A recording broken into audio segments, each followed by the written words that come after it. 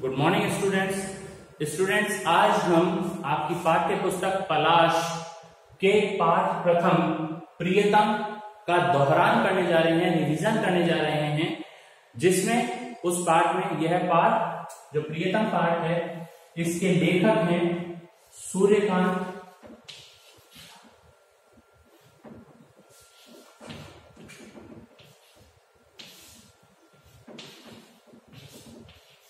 त्रिपाठी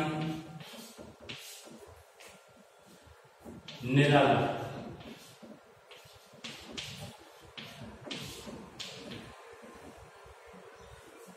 इस पाठ के लेखक हैं सूर्यकांत त्रिपाठी निराला। निराला जी ने किस प्रकार से एक मनुष्य अपने दैनिक कर्तव्यों में उलझा रहता है और सोचता है कि मैं भगवान का नाम नहीं ले पा रहा हूं तो मुझे कई परेशानियों का सामना करना पड़ेगा। इन सभी चीजों को उन्होंने अपनी कविता के माध्यम से उसके मन की ऊहापोह, इस परेशानी को उन्होंने अपनी इस कविता के माध्यम से, प्रियतम के माध्यम से स्पष्ट करने का प्रयास किया है, जिसमें विष्णु जी और नारद जी के बीच का संवाद है। भगवान विष्णु व नारद, विष्णु जी व नारद जी के बीच का संवाद है, उनके बीच की आपस की वार्तालाप है, जिसे उन्होंने कविता के माध्यम से स्पष्ट किया है। इसमें उन्होंने बताया है कि नारद जी इस संसार में घूमते हुए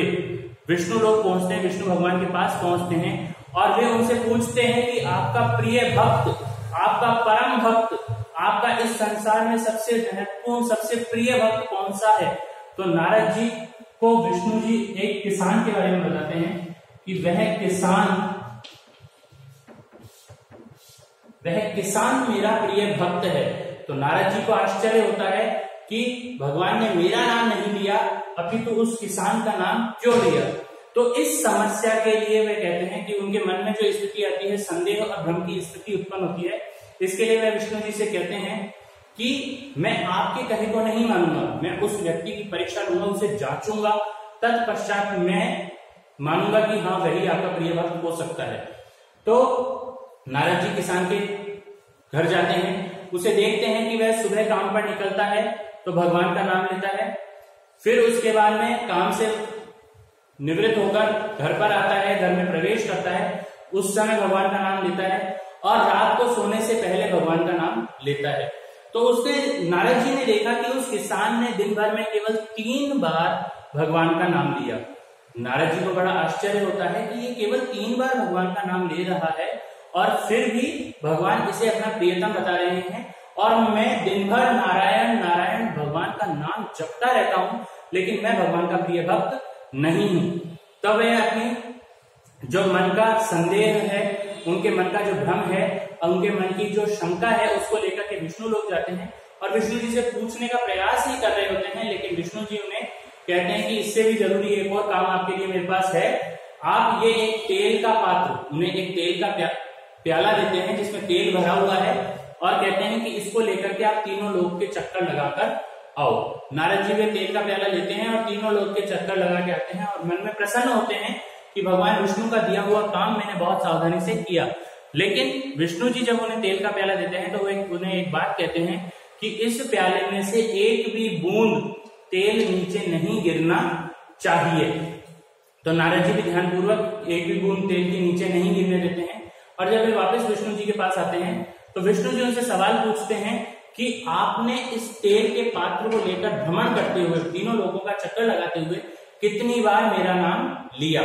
तो उन्होंने कहा, नारद जी ने, कि मैंने एक बार भी आपका नाम नहीं लिया क्योंकि मैं तो आप ही का दिया हुआ कार्य कर रहा था। तब विष्णु जी ने कहा, यही आपकी शंका का समाधान है कि वो किसान भी दिन भर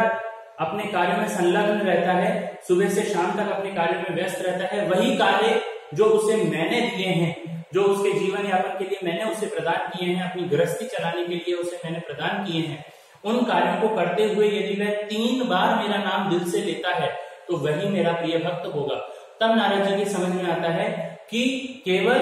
दिन भर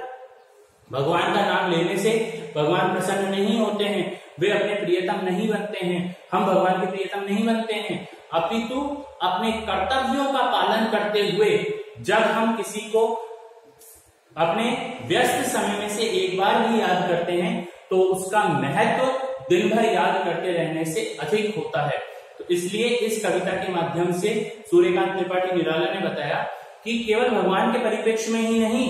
केवल ईश्वर के परिप्रेक्ष्य में ही नहीं कि हम ईश्वर को अपने कठिन समय में, अपने व्यस्त समय में से 2 बार या 3 बार याद कर लेंगे, उससे भी भगवान प्रसन्न होंगे, अपितु इसी चीज को हम अपने आम जीवन से भी जोड़ के देखते हैं कि यदि हम कोई अत्यधिक व्यस्त है, बहुत व्यस्त व्यक्ति है और उस व्यस्तता में भी वह हमें 1 या 2 बार याद करता है उस समय में भी, तो वह बहुत अधिक होना चाहिए, अपितु उसके की जो हमें दिन भर याद करता रहता है, जो और कुछ काम है जो दिन भर याद करता रहता है, उसकी अपेक्षा हमारा परम प्रियतम वो होना चाहिए जो हमें व्यस्त समय में से भी कुछ पल के लिए याद कर ले, क्योंकि वह अपने कर्तव्यों का पालन करते हुए, अपने जीवन की समस्याओं का निर्वाह करते हुए भी हमें याद कर रहा है, ईश्वर को याद कर रहा है। तो दोनों ही चीजों को ध्यान में रखकर के कवि ने यह कविता लिखी है प्रियतम। आपको इस कविता के साथ में, इस पाठ के दोहरान कार्य के साथ में संलग्न एक रिवीजन वर्कशीट है, दोहरान वर्कशीट है, जिसे आपको अपनी उत्तर पुस्तिका में करना है। धन्यवाद।